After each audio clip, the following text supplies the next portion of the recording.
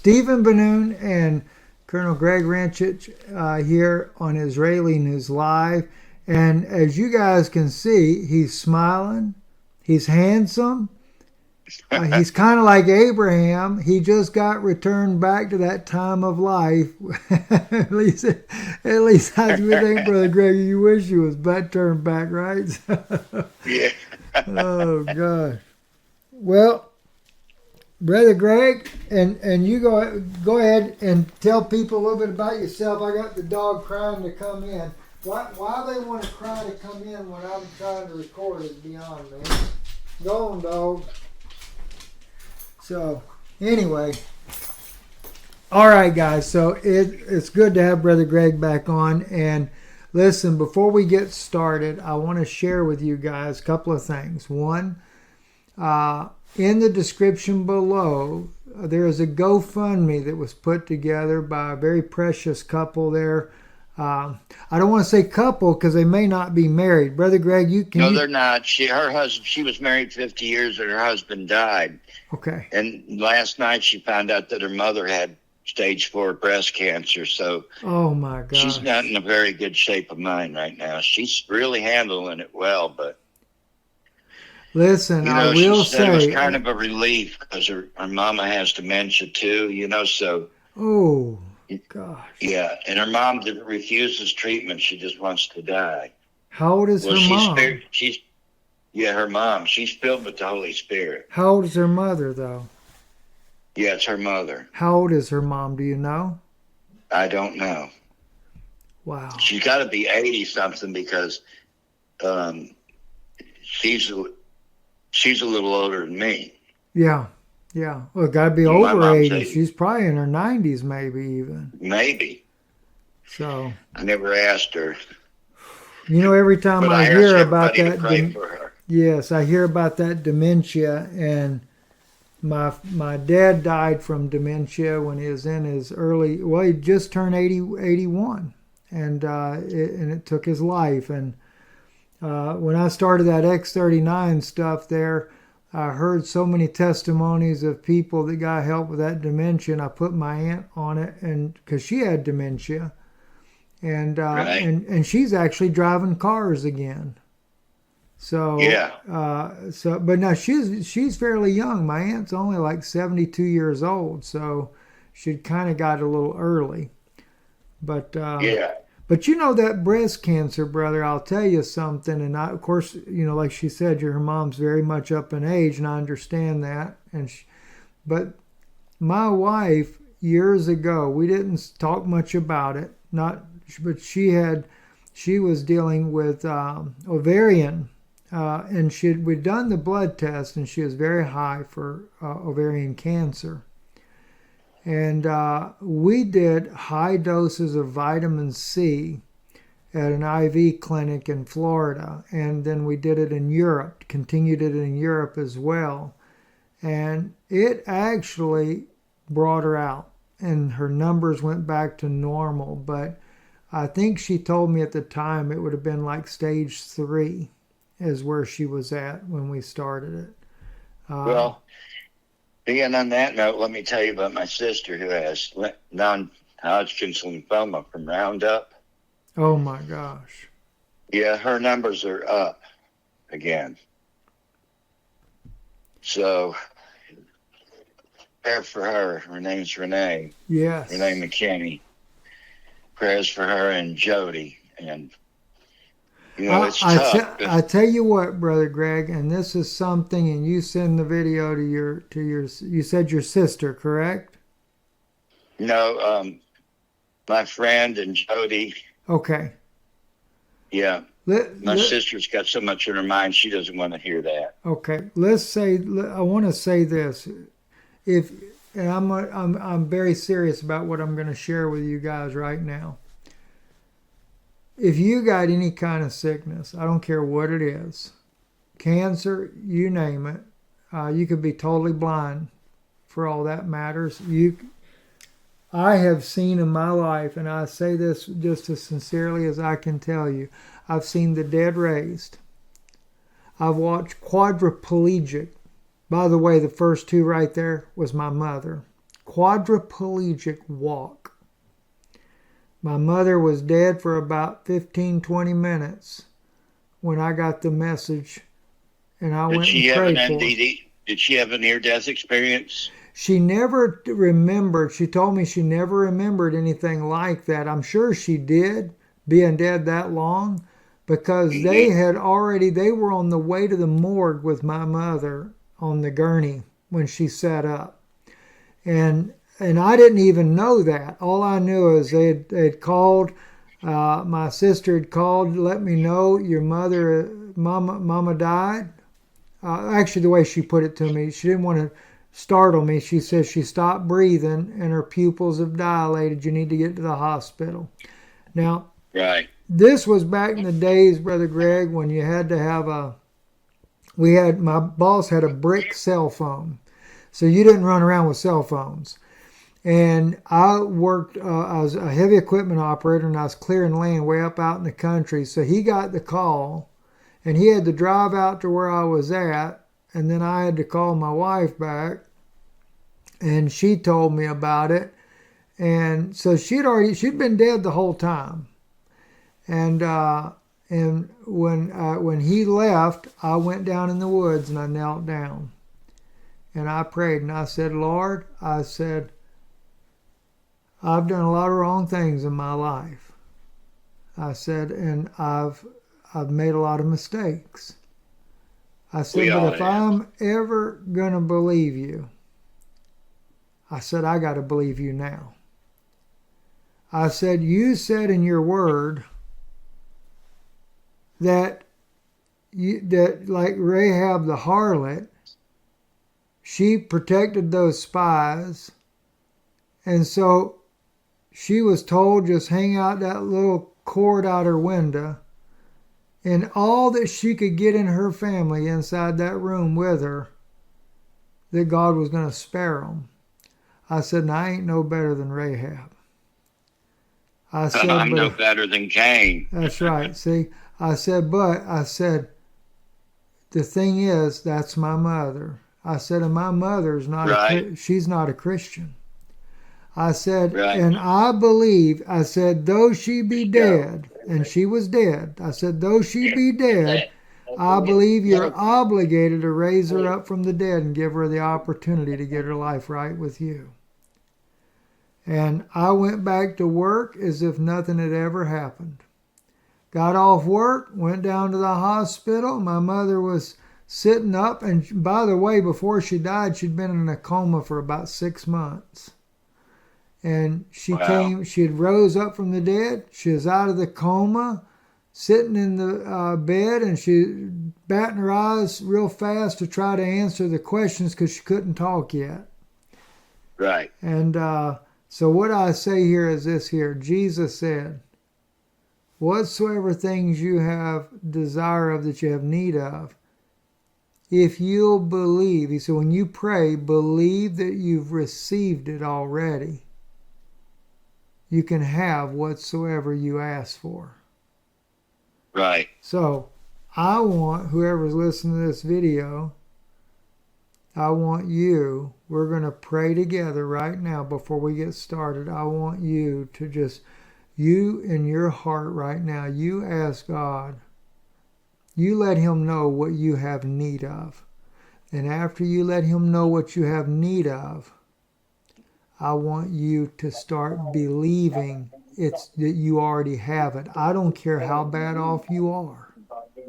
And I've seen cancers gone. I've seen people that the doctor gave up on, everything else. Whatever you have need of, you believe it.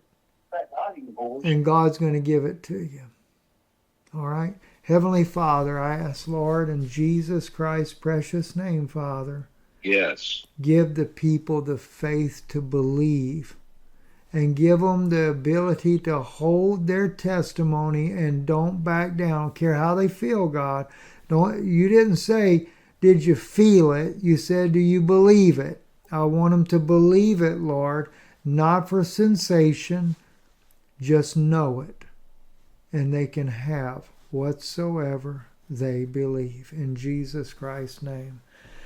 Amen. Amen. Brother Greg, so tell me what is going on in the world with you, brother. Okay, I got some explosive news today.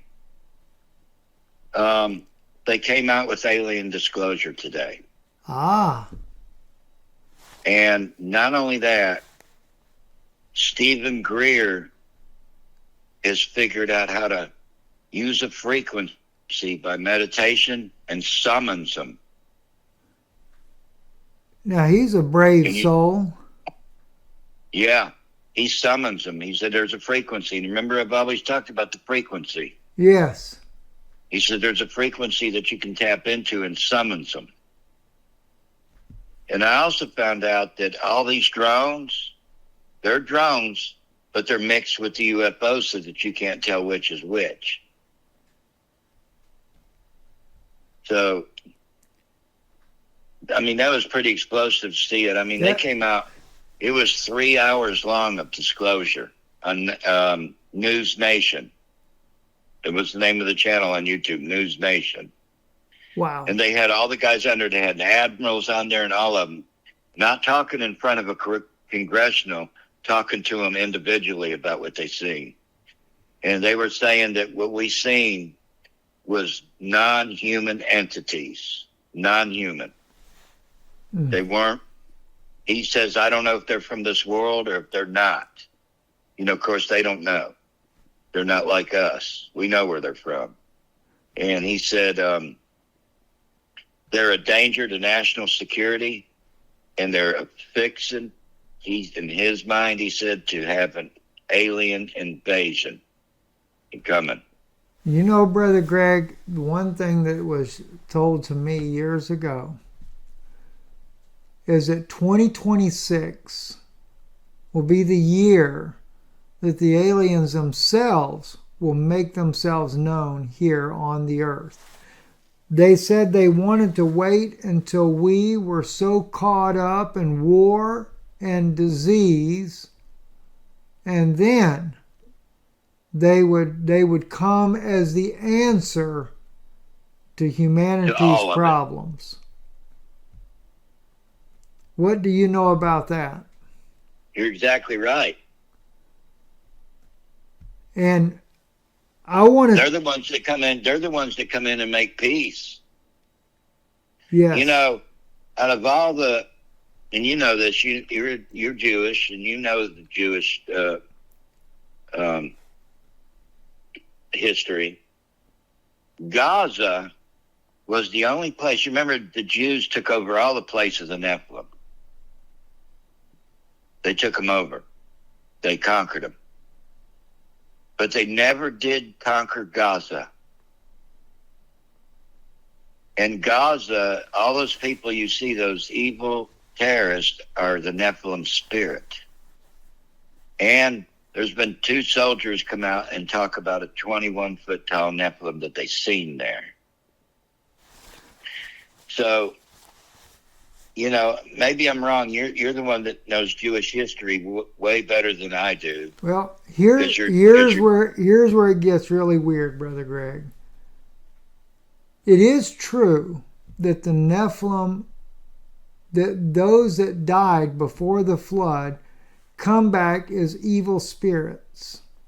Right. Now, the thing is, they don't care if you're Jewish, if you're Palestinian, if you're Hamas. They hate everybody. They'll get in. That's right. He can get into anybody and everybody. That's why Jesus was casting those devils out. That's what that is. It's Nephilim spirits. Yep. But to the point that you made, when the children of Israel with Joshua were coming into the land, and we read in Numbers chapter 13, they said, there we saw the Nephilim, the sons of Anak, not Enoch, that's A-N-A-K, Anak. That's where they get the Anunnaki from. Right? And here's where it's interesting. It says that he was of the Nephilim. He was not a his daddy was a fallen angel. All right? Now, God got angry with the house of Israel and sent them into exile because they made marriages with those people of those lands. Right. Judah stayed pure the longest, but when Judah ended up going into bondage into Babylon, then they made, and it was the priest no less, and it's written in the Dead Sea Scrolls as well as the book of Ezra, that they had made marriages with those the Hittites, Perizzites, Jebusites, Moabites, the Nephilim races. They had made marriages with them and had corrupted, and in the Dead Sea Scrolls it says their seed and the holy seed. They Now, corrupted the birds, the fish, the ants, everything. everything. Well, even And- that part there. Now, this is where we're going to talk about what you know, Brother Greg. Okay. When it talks about in the book of Enoch that they sinned against the animals, I believe, just like what you have been a witness to, where they create chimeras. half animal, half human. Chimeras. Exactly. Mermaids. They- I know that we have a mermaid in captivity. Yeah, they're called sirens. Is that what they call them? Yeah, that's what they call mermaids, sirens. And I seen a clip a guy brought to me. I don't know if it's on YouTube or what. I some of the stuff I got, I don't know. It's on YouTube. Let me just start here. A guy sent me a DVD, no return address. And when I opened it up, he had top secret wrote on it. And it did come out of Washington. And it was this guy, and he was in a field filming all these empty buildings, right? Which meant nothing to me, the empty buildings. But it was a CIA tape, and so, of course, CIA numbers everything. You know that. Yes. And so it said CIA number, blah, blah, blah, blah, blah, no further investigation needed. And then he would go to another house, and then another one, and another one. And finally, he got to one where there was an entity in it, and he said further investigation needed. And he ran. You could see him running. He never says a word. Not one word. That's got to be the bravest man on the face of the earth. He went alone at night in this field with all these houses. Then he crosses this bridge, and you hear this awful demonic scream. Okay? So he keeps seeing eyes that are looking at him. But when he tries to approach them, they go. And then he finally comes to this formation of rocks in the circles, Right. And he types on there, the rocks are in order. Nothing has been moved. No further investigation needed. Now it was a spiral of rocks. It was a portal. So I really don't know what he was looking for. And he even went into this one house that was the fireplace was going and everything, and music, and it was a beautiful, beautiful cabin. But nobody came out. And he said no further investigation needed. So what in the world were they doing out there? You were in the CIA. What do you think they were doing out there? They're looking for something. They're looking for something, and I just don't know what it is. So anyway, I haven't told anybody this, including my friend. I find it uploaded on the YouTube. It's uploaded. He uploaded it on the YouTube. Now, I'm sure that guy's in trouble. But there's a lot of it that's edited out that I got to see that's not there. Right. There were entities there and this and that. And what he was looking for, I have no idea. But what really got me was he went to this one place that looked very, very modern. It was like a roundhouse that had windows and stuff on it. He didn't dare go in it. He just said no further investigation needed. And that's where the rocks were. He said all the rocks are in order and nothing's been moved. It's been in a spiral. He said, so no further investigation needed.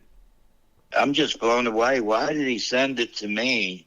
Well, I got the unedited version. That's why. Because I got to see more than I looked it up on YouTube and found it.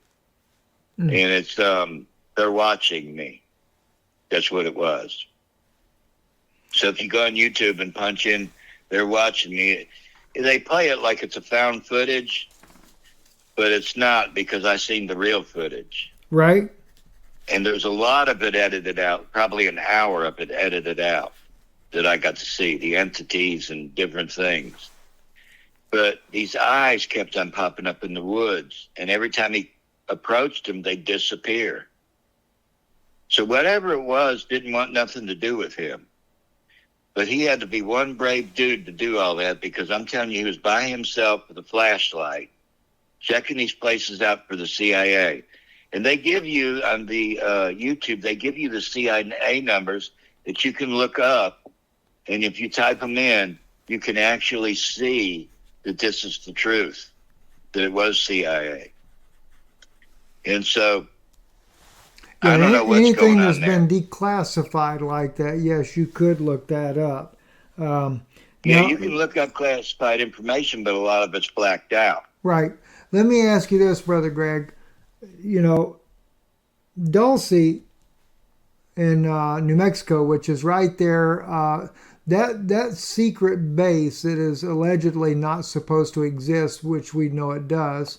We know Right. that, especially from the disclosure of, oh gosh, I forget the guy's name. You know who I'm talking about, where he, Zachariah Sitchin. not Zachariah, but somebody asked me, did I know if the Zachariah was CIA? Phil Schneider. Yeah, Phil Phil Schneider. Schneider. Phil Schneider. So anyway, for those that don't know, Zachariah Stitchin did work with the CIA. Yes, he did. A lot of people don't even know that, but that is true there. Anyway, I went out there a little while back. My wife and I and another friend of mine, we went out there and we met with Linda Moulton Howe. This is the first time I've ever actually said this publicly. We met with Linda. But while we were there, I was told that when we were going out there, this would be the one place, if you want to see alien spacecraft, this would be the place you would see it at. Well, I took my night vision goggles with me. And we're sitting on the roof of the hotel down in Albuquerque, because we'd stay there at Albuquerque.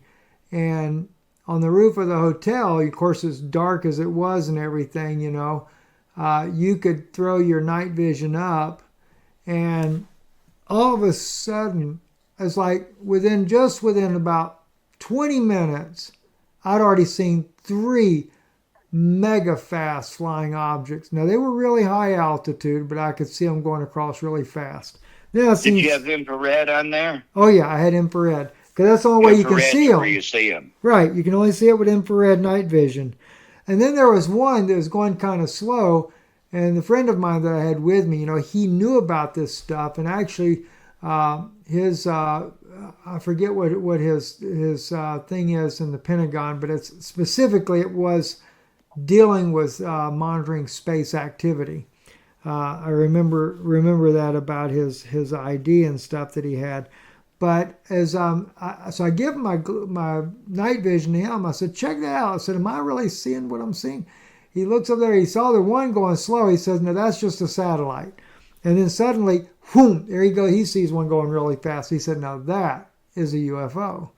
And and he said the difference between the UFOs and he says, now you got to keep in mind, he said, we have our own UFOs. He said, we've reverse engineered. They call them UAPs. Yeah. The ones that are ours are UAPs. Right. And he says, and I'm not just talking about TRB-3s and things like that. He said, we have other craft as well. He said, ours, though, are generally nuclear powered. He said, we've never been able to do, he said, like you've got craft. He said, aliens have craft that'll go multidimensional. He said, we don't have anything like that. We've never been able to figure that out. Well, that's like Nibiru, Planet X. It's an interdimensional planet. Exactly. And you know, Brother Greg, you're the only person I've ever known that knew that, besides the source that I had that would always tell me the same thing.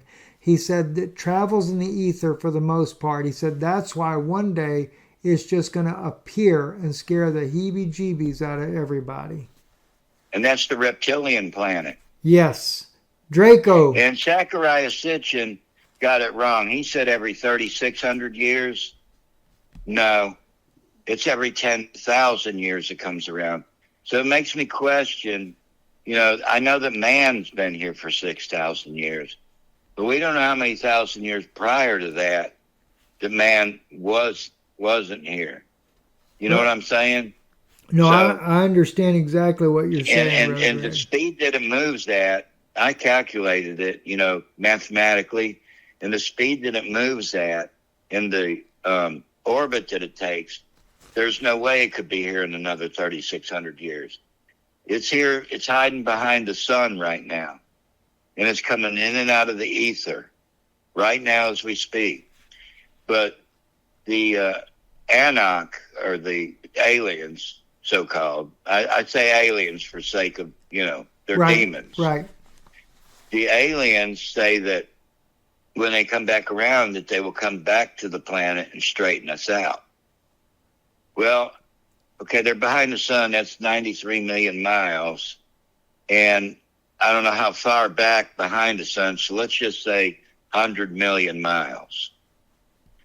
And it's moving at a rapid pace, so how long will it take it to get here? About 2 years, maybe?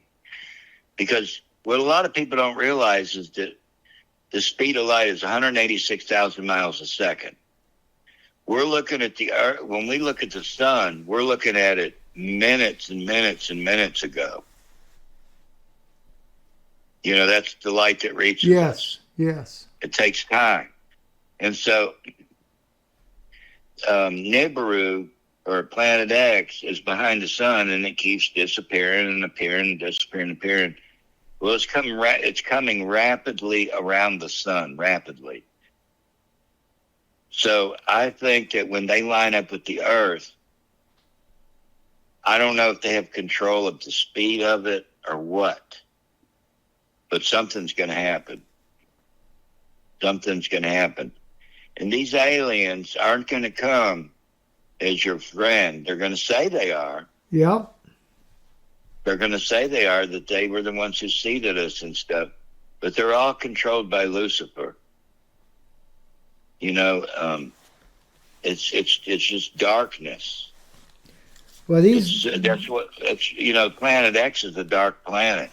It's a black matter planet. This is supposedly where your draconians and your reptilians, with reptilians and draconians, from what I understand, Brother Greg, are actually related beings. They are, I was actually asked one time by a friend of mine, he asked me, he says, do you believe that the serpent in the Garden of Eden that spoke with Adam and Eve, do you think it could have been possible that he was actually one of the reptilians?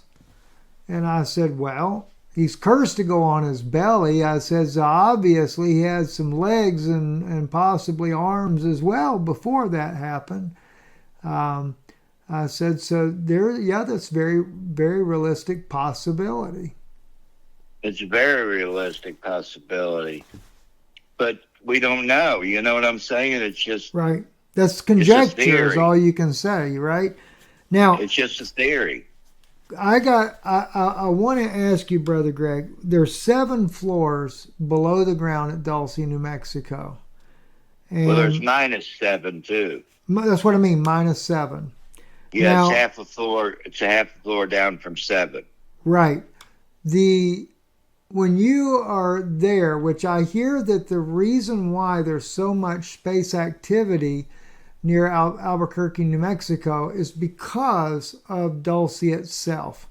But I also hear that in Utah, there is a secret base there that basically became the second Area 51. Area 52. Okay, Area 52. It's just southwest of Salt Lake City. Okay. What can you tell us about that? That's where most of the crashes happen. It's like if they lose control, that's where they head. And Area 52 is very secretive. I mean, it's more secretive than Dulce. I don't know what's going on there. I know that the Mormon religion is there. And, you know, they believe that after we die that we can still be saved, that they can, as long as they have our DNA, that they have a DNA. You know, they have the largest DNA base on the planet. Oh, yes.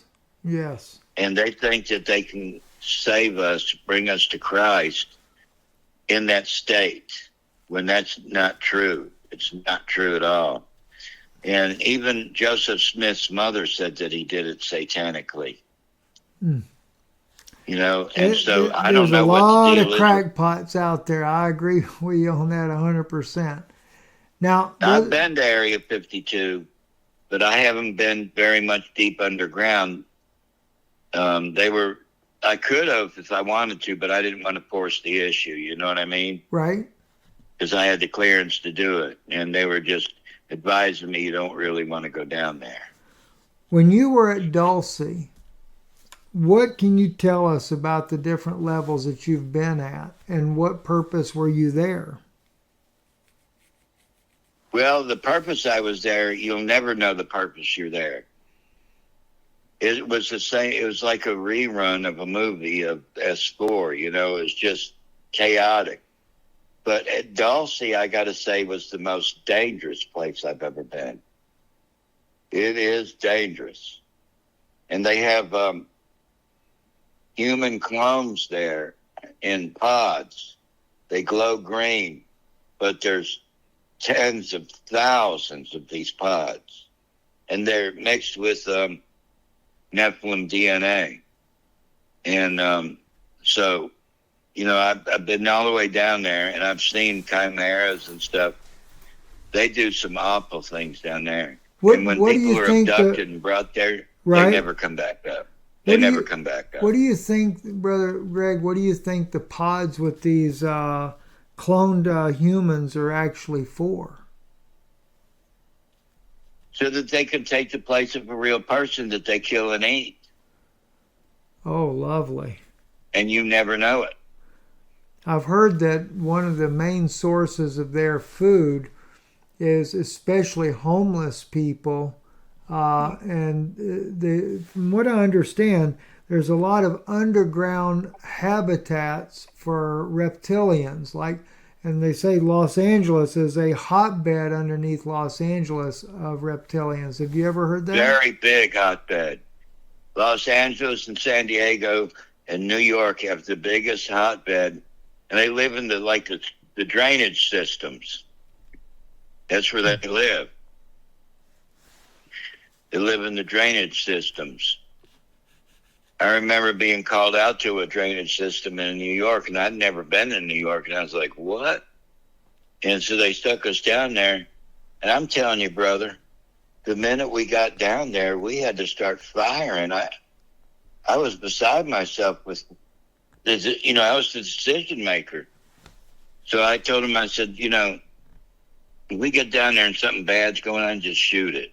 I don't care, what it is. If it turns out to be human, it just does. And my guys, there's one that had an M60 machine gun. He was the first one that went down there. And the second he got down there and set up his tripod, he was firing as hard as he could go. And so I climbed down in there too and seen all these reptilians. It's reptilians. They live in those underground, not sewage, but the underground drainage areas. And Los Angeles and San Francisco, Chicago, and New York have them thick. You could never kill them all. They estimate that there's probably 2 billion demons right now. Do they actually have the ability to fight back? Yes. And what type of weaponry do they use? I don't know. They just point their hand at something, and it looks like kind of like a laser that comes out. And the first time you get hit, it just burns you. The second time you get hit, or third, you're done. So they can be killed because they're in our dimension. Thing about it is, I was telling somebody today, the bullets we used were 30-06 with accelerators in them. You know what an accelerator is? Yes. It's a plastic sabot with a 223 bullet in it. Right. They traveled 7,000 feet a second. And when you shot one, it would go into another dimension before that bullet hit him. Now, that's pretty quick. I'm talking about over a mile a second. Have you ever heard that the one or the best weapon to use on these reptilians is actually a sword? Copper sword or copper bullet, but you had to use copper bullets because you couldn't get close enough to them to get the sword to them. And what is it about copper? Do you have any idea why the copper works? I have no idea why. I really don't. But, you know, from what I understand, this is from other people telling me. This isn't from me reading the Bible and hearing it. This is third-hand information. That during the Bronze Age, you know, David and all them, you know, that was the Bronze Age. Right. They used bronze is copper. Bronze is mostly copper. And David, you know, when he killed Goliath, he had to cut his head off because they have the ability to regenerate. Just like a lizard. That's why God's, huh? Just like a lizard. Just like a lizard. And so when he held up his head, they weren't afraid because he killed Goliath. They were afraid because they weren't never getting Goliath back. And you know, David took some extra stones with him because he knew that Goliath had brothers. And that's why they ran. When they seen him lift up his head, that was all they needed to see, and they were scared.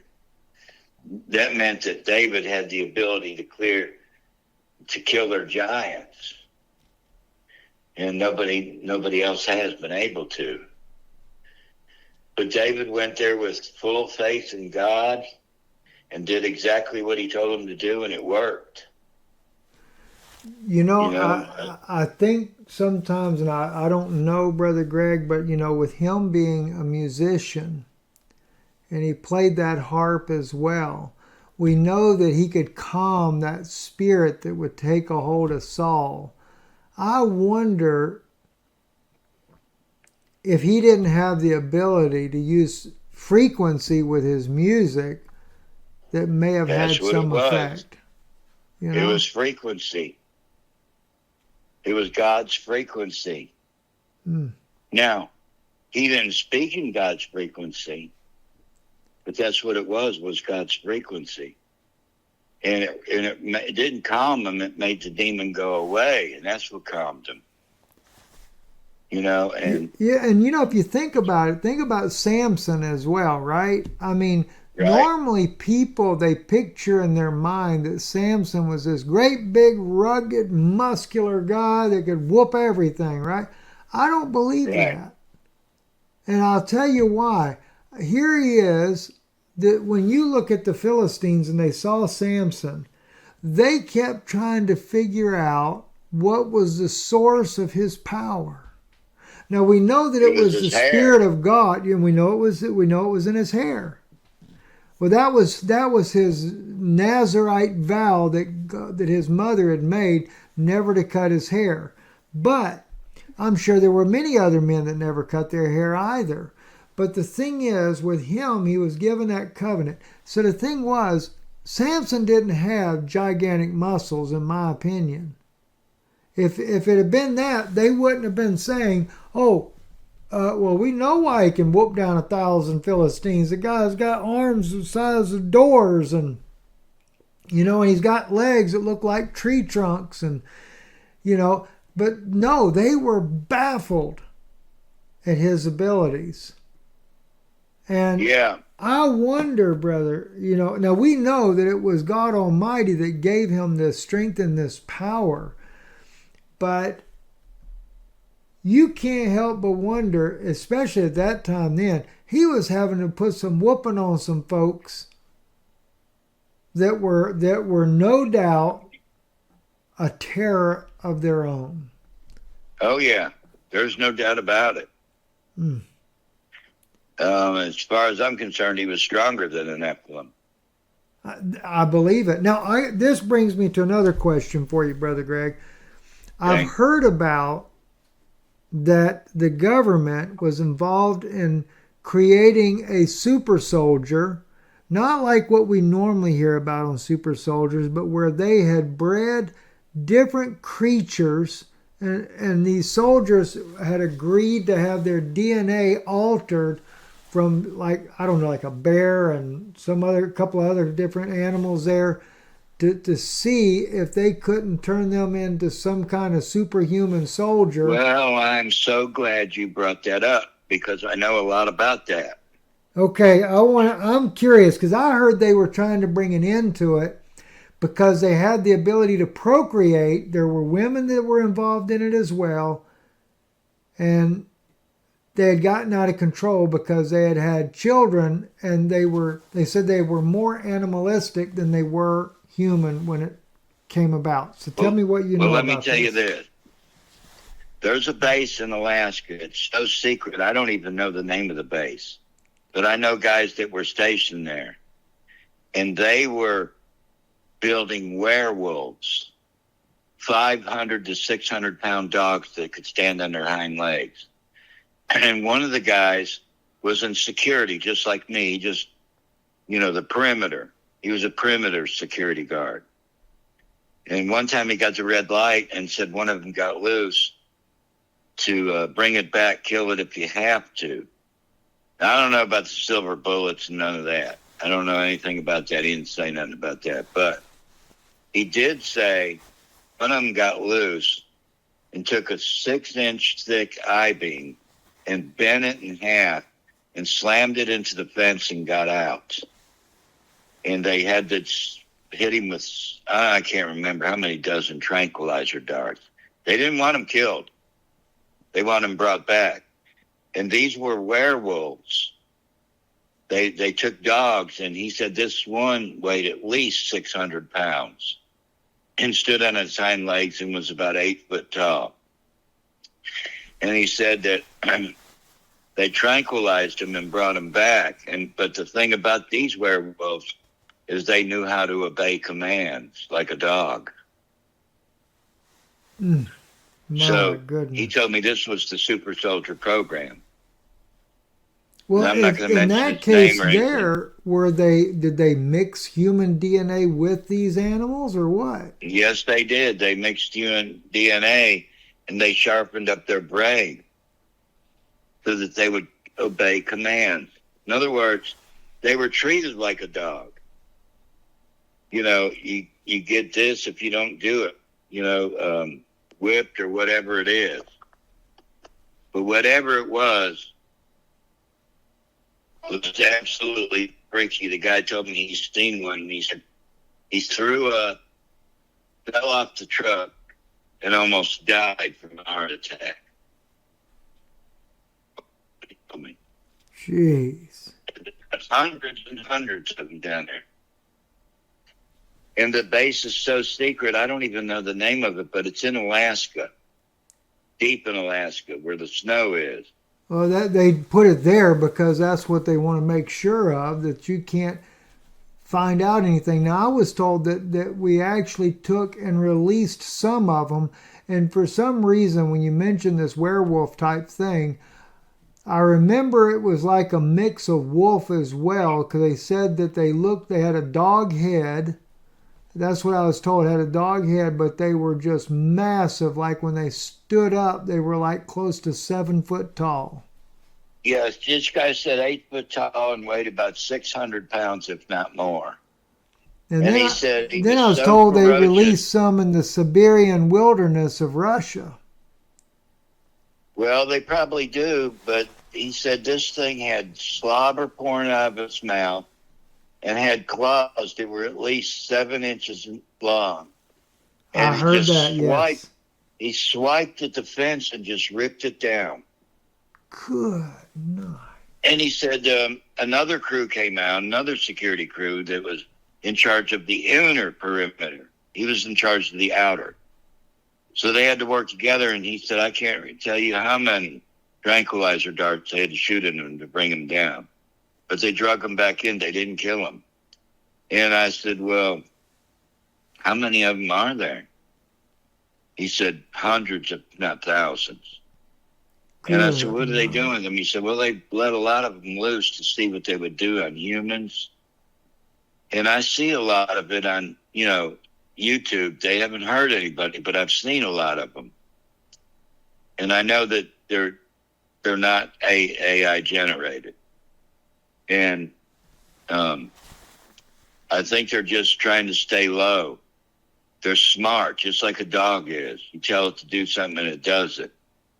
And these are even better. I think they probably put chips in their brains. But these ones here, they can reproduce, and they're very, very obedient. Wow. And so can you imagine thousands of them on the battlefield and you shooting at them and can't kill them? Oh, my gosh. All right, well, that brings me to another subject then. And this, again, we're getting a little bit off the alien side of these things, right? But, all right. Another thing I've heard that's allegedly, and I'll use the word allegedly because I figure if you may know of this as well, and that is when it comes to robotic soldiers that we're far more advanced than what people know. Like what they see online when they're doing these robotic shows is nothing. That we have robotic soldiers a lot like what you would see in some of these sci-fi movies that have the ability to, even the shooting, they can shoot and go around a corner. They've been trained to be able to know within a split second if you're considered a lethal threat or a non-lethal threat. And if you're non-lethal, they'll wound you. If you're lethal, you're dead. Have you heard of anything like that? Yeah, that's basically what he said. He said they came after him with such ferocity. I'm telling you, the guy said he vomited and passed out. No, I'm not talking about the super soldier now. Now I'm talking about robots that have that kind of ability. Yes, they do. They've got robots that have that kind of ability. They've got robots that are smarter than their masters. Well, it don't take a whole lot. They make their own decision. Oh my God! These AI robots make their own decision. Well, here's where we go back to then, Brother Greg, though. That technology is coming from these entities. And as you know, Dulce was built as a cooperation, like what we have with Phil Schneider. He said that we were drilling down, and the next thing you know, this awful stench was coming up. He goes down to check it out to see what it was. When he gets in there, we had drilled right into a nest of reptilian, it's grays, 7 foot tall grays. And he said, scared him so bad he pulls the gun and starts firing. And then, of course, they are using similar to what you talked about. It's like a laser or something. And first it burned off his fingers and took part of his hand. And then we had Phil Schneider? Yes. And yeah, he had a black beret go down there with him, and some of the Marines got killed, saving his life. Yes. Now, what is a black beret? You would know that, so I want to ask you that question. What's a black beret? Yeah, it's more of you got the green berets that are battlefield commissioned for top secret missions. And then you have the black beret that are for black ops. All right, that's got me into another question I'm going to ask you. Men in Black. Now, I'm going to say two things about this. I was told that the Men in Black is a real organization, that it's mostly, though, made up of alien-human hybrids. That's exactly what all of them are. Not most of them, all of them. Okay? And then we know the former Prime Minister of Russia, Medvedev. I've played this many times before in interviews that I've done where he is talking to a news agent girl there in Russia. And my wife can speak fluent Russian. She's not from Russia. She's from the Czechoslovakia. But it was compensatory to learn Russian, so she knows Russian. My grandfather was a full-blooded Russian.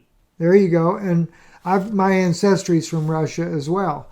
But anyway, I had her listen to it, and she said what they translated in there is accurate. He says to the lady, because she's asking him about aliens, and he said it's true. And she says, really? And he says, yes. He said, if you don't believe me, watch the movie Men in Black. Now, most Americans think, he said, watch the documentary Men in Black. And they think that he's talking about the movie, the stupid movie we have, but he's not. There's actually a Russian documentary called The Men in Black, and this is where certain military men were, the government was allowing some disclosure of alien information, which Russia's been a little bit more open to that. Excuse me for a minute. I'm glad you brought that up. Because in the alien disclosure today, the Russians were more open than anybody. I watched it. Tell us a little bit about what you heard today. Okay, the Russians said that they were non-human entity. They didn't say they were alien. They just said they were non-human. And they had abilities far above ours. And they have them. They have some. So they were really open about, yes, we've seen this, and they showed films of theirs, and we showed films of ours. I believe what's going to happen is exactly what Reagan said. You remember what he said? No, please remind us. Okay. He goes, what would happen if there was an alien force out there? Would we all not unite to attack it?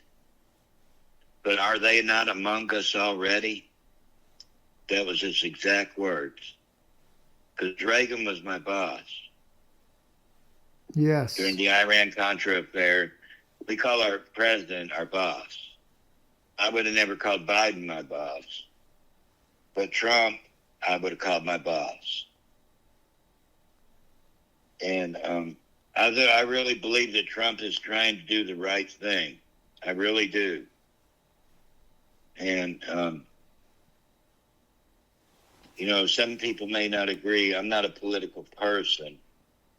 But I did work for, presidents that we called our boss.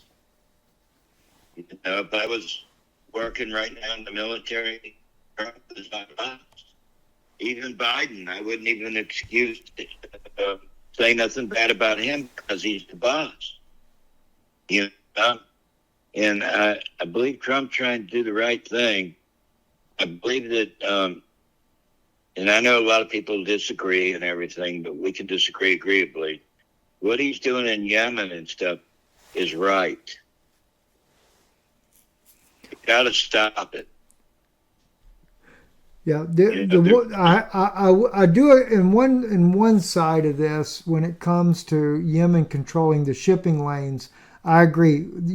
Somebody's got to stand up to that because, you're not Yemen. If Yemen's going after military and they're fighting against, say, if they're fighting Israel or whatever, or if they're fighting Saudi Arabia, I don't have a problem when military fights military. But when you're attacking civilian ships, taking them over, killing them, sinking them, things like that. These people they're not in a war with you. They're not human. They don't have human spirits. So, well, that's just flat out demonic. Now, I want to ask you though, Chaim Eshed. Chaim Eshed was the former head of the space agency in Israel. Now, he came out and publicly, it's on the Times of Israel, there's an article called Israeli Space Chief Says Aliens May Well Exist, but They Haven't Met Humans. Now, we know that's not true because he actually states in this article, because he was in an interview, and in the interview he talks about, he finally just makes a disclosure that that the Americans and the Israelis have been working with them for a long time. Now, I knew this because a good friend of mine that's in Mossad, his whole family was Mossad. In fact, I always argued that they killed a lot of his family because of things that they were sharing things with me that the Israelis got mad about. And but at any rate, he was telling me how that a good friend of his owned a company in Israel that's not even on the stock exchange. It's not even listed as a company, but he was working with entities, as he put it, that had 1,000 IQ. I remember when the guy told him, you can share with Steve some of what we're talking about. Eventually, his meetings with him, the guy had become so terrified, he was afraid, and he would even say, just don't say anything. And he's like, what's going on? Now, in that time, he was telling me they were trying they were looking for Levites, or people they believed to be Levitical bloodlines, and they were trying to do some type of an inbred secret thing going on, and the Levites that were volunteering were dying in this experiment. And I mean, all kinds of crazy things. Tell me things you might know in these areas. Well, the aliens can't breathe our air. You know that, don't you?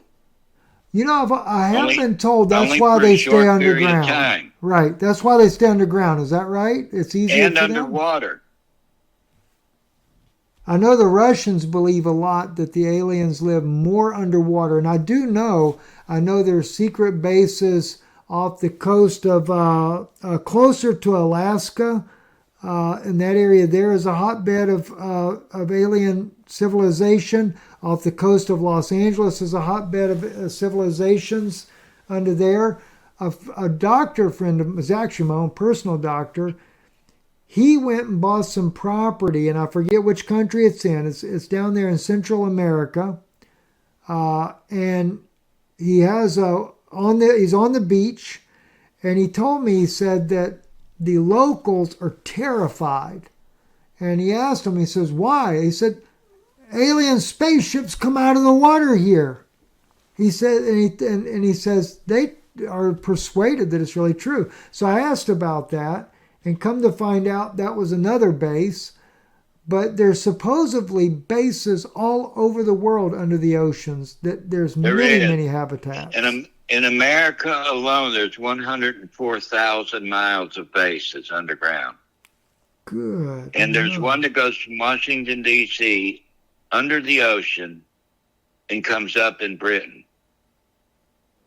I've heard that yes, and I've heard that we've got like maglev trains. Yeah, and those trains do go Mach 3, Mach 4. I don't care what you hear on YouTube or whatever. No, they don't do that. Yeah, they do. Brother Greg, all right, I'll tell you something that'll blow you away. I was about, it was in Louisiana. We were living in Houma, Louisiana. My grandparents come to visit my mother and us kids. And my grandfather was talking to me. So I was in third grade at the time. So however old you're supposed to be when you're in third. And I'd failed a year, so I should have been fourth grade. So we'll say my fourth grade age. So I guess, 10 years old, something like 9, 10 years old. And I said to my grandfather, I said, I'm going to build a train underground. And, I'd never even knew anything about a subway. And he says, really? I said, yep. I said, I'm going to build it. I said, but it's going to be like a rocket train. My grandfather said, now how would you build that? I said, magnetic. I said, it'll start off on a track, I guess. I said, I guess I'll have to have it on a track so it can take off. It's got a free fall. Yeah, I told him, I said, but when it goes in the tunnel, I said, I'm going to have one pole magnetic one way, and the train will be reverse magnetic, so therefore the train won't touch anywhere as it goes through, and it can just freely glide without any friction. 9 years old, I'm saying that. My grandfather said, how in the world would you do that? And I had some little toy magnets. Well, they're real magnets. And I showed him, when I flipped it over, I said, you see how it pushes against that, Granddaddy? I said, I can build a train like that, and I'll make it go faster than anything you ever saw. Where does a 9-year-old kid come up with that in his head? I don't know. You must have an high IQ. I have never tested my IQ. I was always afraid. I figured I'd be too stupid. Well, the magnetic trains, it's the positive and the negative that push it. Wow. And what it does is it free falls for 1 mile almost straight down. And then the magnetics, they're taking over then, and then they take over after it starts sliding, and it can go Mach 2, Mach 3. All I know is that they could reach from Dulce, New Mexico to Washington, D.C. in 45 minutes. And I have heard that. Now, that makes me ask you another question, Brother Greg. I have heard that we have 2 possibilities, and they've already been set up from what I've been told, of capitals in the event Washington, D.C. is destroyed. One is in Atlanta, Georgia. Have no idea where it's built at. And the other is it's either South Dakota or North Dakota. Have you ever heard that? Yes. And what are they anticipating then? I don't know much about it. And like I tell everybody, I don't know everything, but I know a lot. But it doesn't, what I talk about doesn't touch 10% of what I see. I mean, some things I don't know how to explain it, what I seen. Well, I don't know how to explain it. Let's go down that rabbit hole. The really got me. The shapeshifters really got me.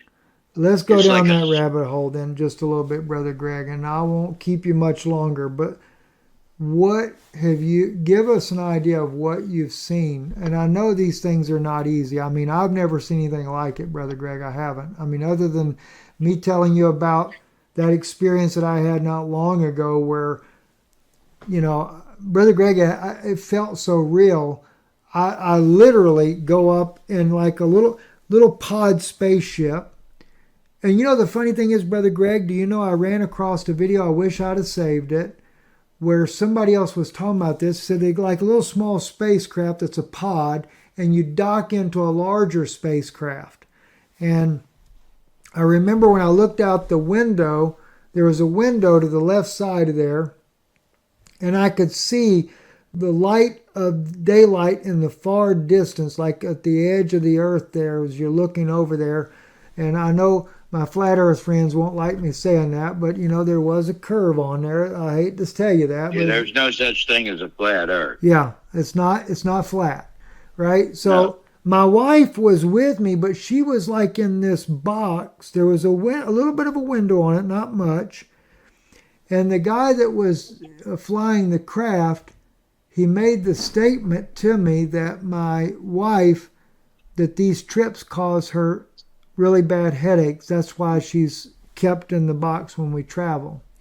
When we got there, Brother Greg, then we docked into that ship, and somebody was talking to him and telling him to put the coordinates in for where we were going, and he wasn't allowed to show me those coordinates. And then when we took off, I could tell that the speed we took off was extremely fast, but you didn't feel it, but yet you could tell something different was happening because you were moving so rapidly. But you couldn't feel, it wasn't like you felt a G-force or nothing. It's just you knew for some reason you were going much faster. We got to this ship, but when we got this one ship here, Brother Greg, it was like a huge space station, massive. And I remember we were walking down the hallway and I felt funny. My legs felt funny. And the guy, without saying words, I could just hear his thought, right? He says to me, "You'll get used to it."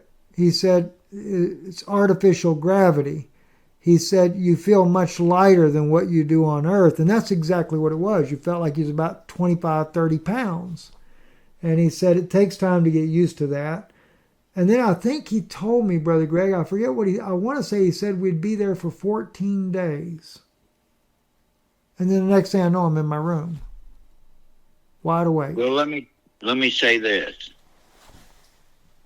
85%, if not more, aren't abducted.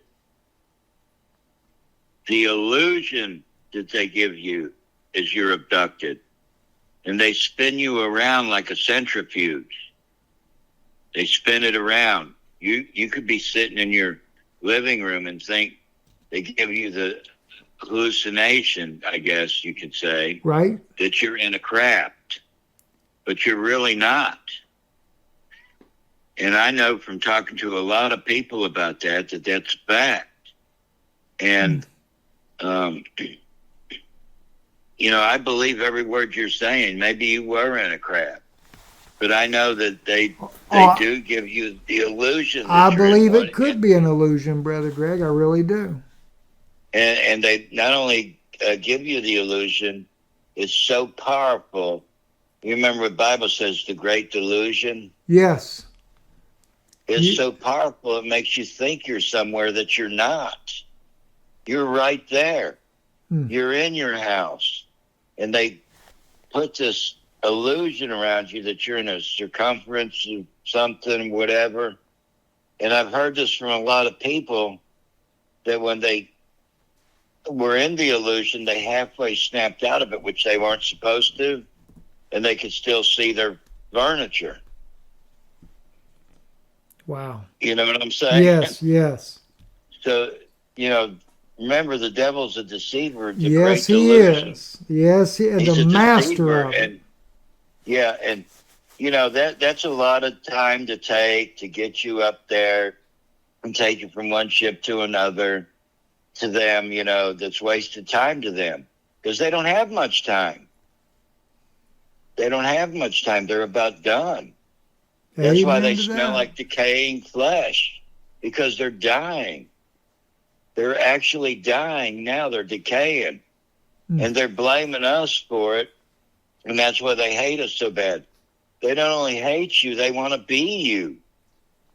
Because they want forgiveness. The only reason, listen, when a third of the angels fell from heaven, in the end, like now, they were outnumbered 2-1. So they had to build some kind of an army. So they create these great delusions, just big-time delusions. And I know because I've seen it before. I've seen people down in Dulce at the bottom swearing they were in a UFO, and they're not. They're not. They weren't in a UFO. They were in their living room. And you could actually see their living room from the delusion. You could actually see it. And you couldn't say anything. You couldn't tell them different because it would just freak them out and make them die, from fear. It was better that they thought that they were in a craft than they were at home, because most of them had children and stuff at home. And what they do is they take your house and they make it seem like, okay, you're in a craft, but you're not. You're And not. I've actually heard, Brother Greg, those type of stories before too from people that I've met over the years, that they have that ability to make you think, and they can do it with more than one person at the same simultaneously. That's that illusion that you're seeing. And Right. now here's the It thing, was, and I still want to get into what you've seen in these creatures and stuff, but okay. I feel like, Brother Greg, the thing is, a believer, a genuine believer, if you can ever wake up to who you really are, that's the army of God that will destroy all those demonic entities. And I can tell you of some cases of that. That People, takes a genuine uniting with Christ, and when you truly can unite with Christ, they have no power over you whatsoever. they have no, they have power over you. They just don't have the authority over you. Right. You know, Brother Greg, listen, I shared a message just recently with people right after Easter. Easter, I did a resurrection message and a redemption message, and then I did one on Barabbas the day before that. But on that Monday, I'd gotten this beautiful revelation, and it was from where when Paul says in 1 Corinthians, he said, he's talking about how that he said that He didn't know if he was in the body or not. no, not even that one. This is where he's talking about this. He says Christ is the head of the church, and man is the head of the woman. He goes into all this, and I realize that people, they don't understand the language to begin with. And I'm not a Greek scholar, but I still have to study it so I can understand what I'm looking at. Well, the word Right. kephale means source.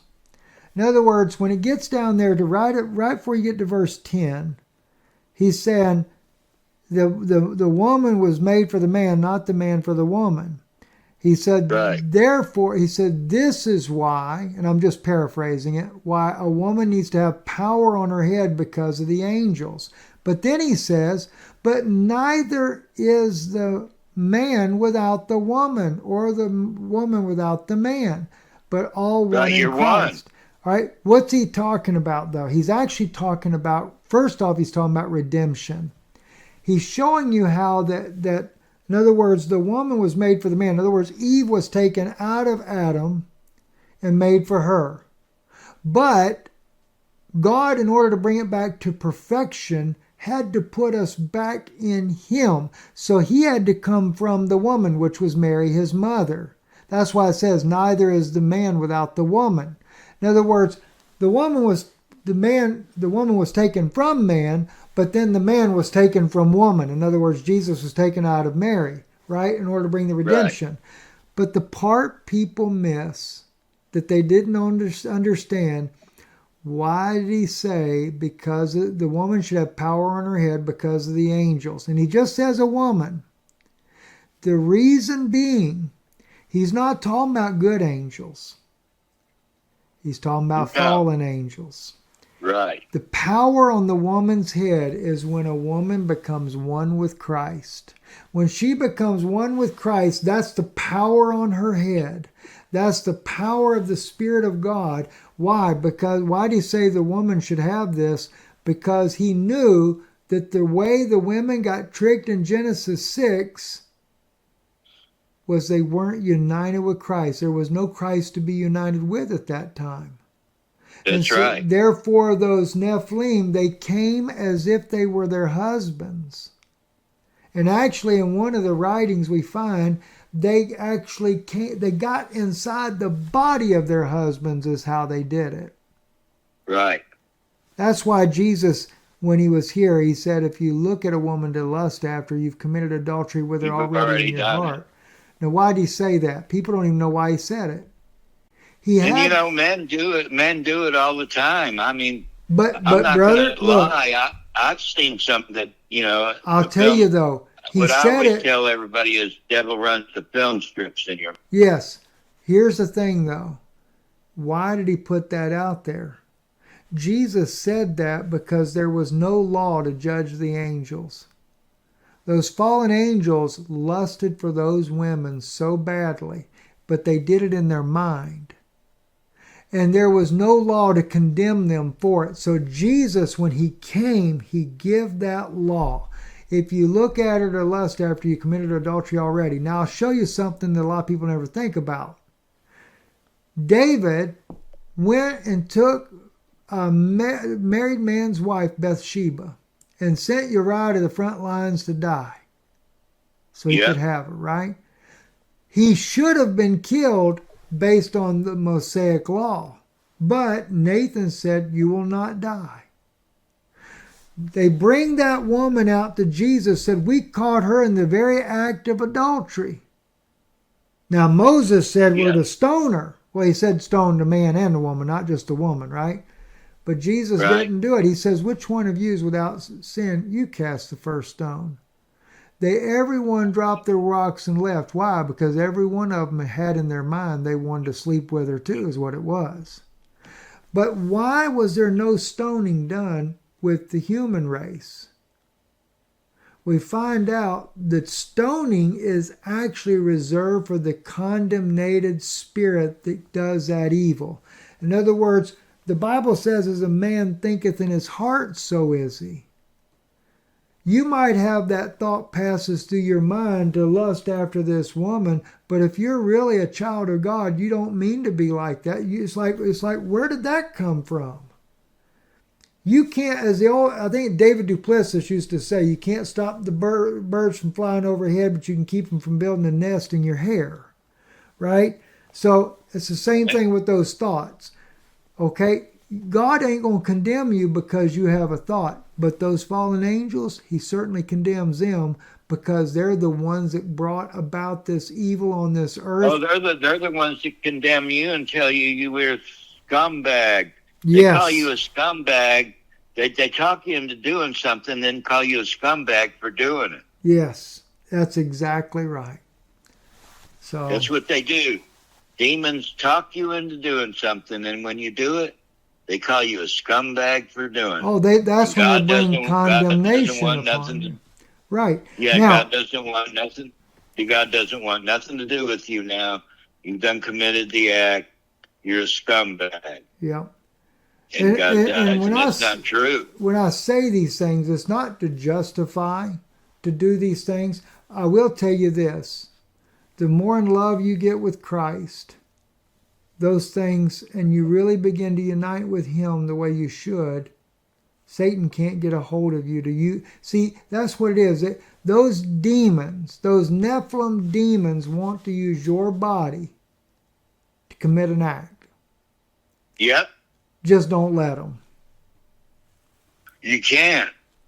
Let me ask you this. Oh, here's one for you. I got to ask you this before we close, Brother Greg. Okay. Have you ever witnessed those alien spirits able? Because I know they're interdimensional. Have you ever been able to witness or see them where they go and possess a human being as well? Yes, I have. Thousands of times. And because we weren't allowed to use the name of Jesus down there was nothing I could do about it. And I wasn't a Christian anyway. I could care less. I was just down there to do my job. I wasn't a Christian like I am now.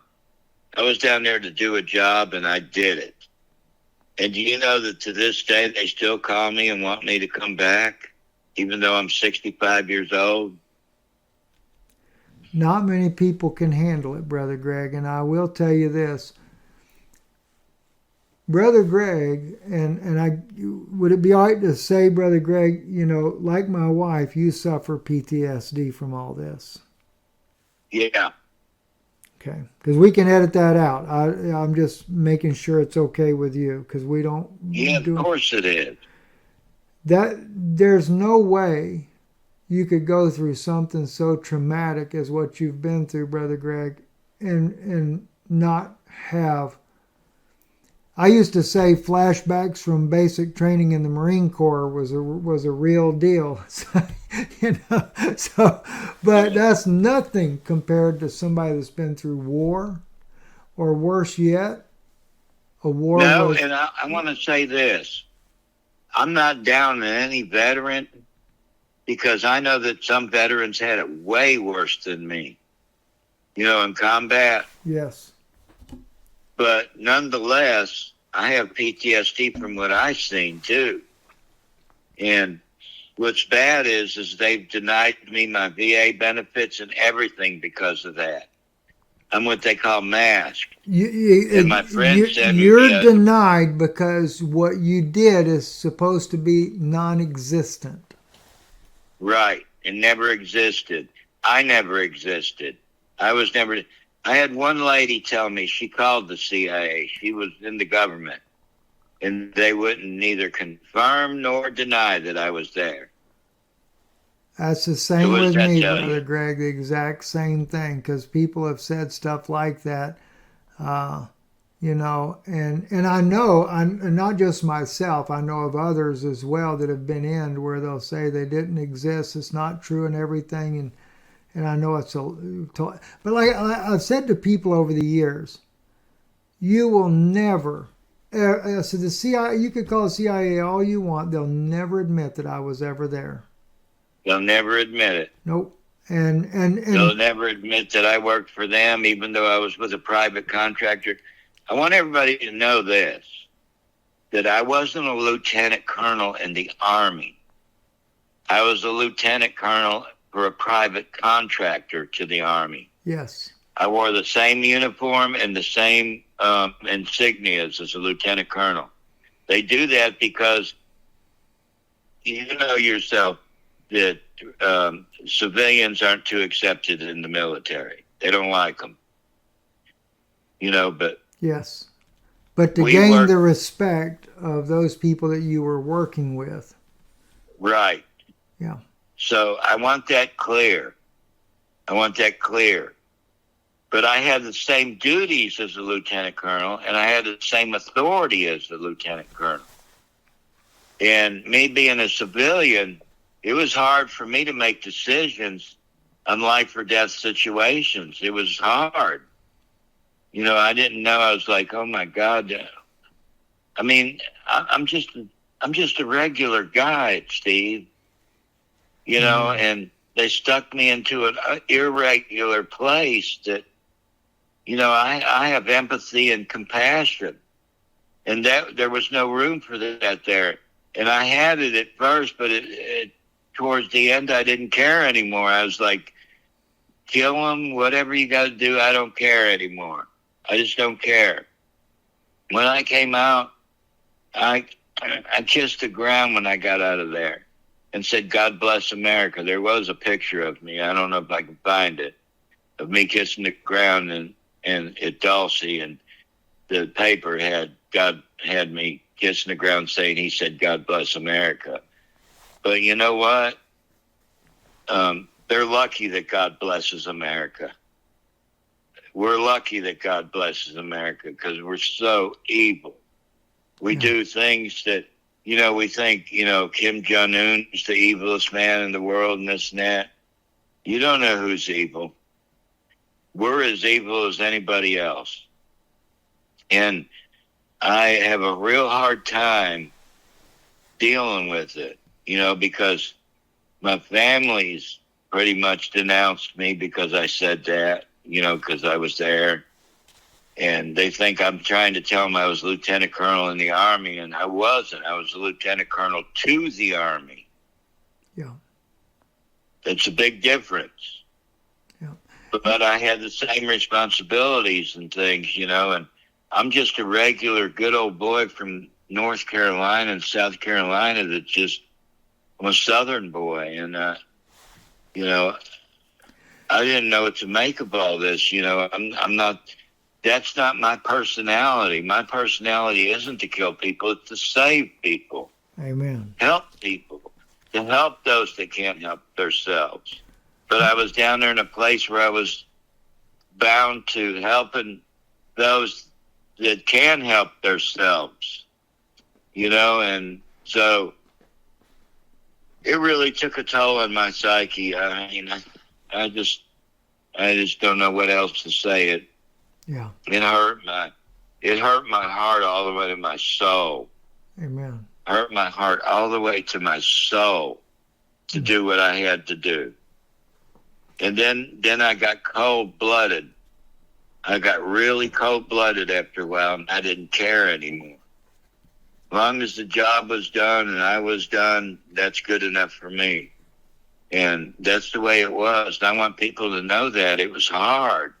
It's tough to see all that stuff, especially as a civilian contractor, to see stuff that it's like a sci-fi movie. It's worse. It's worse than a horror movie.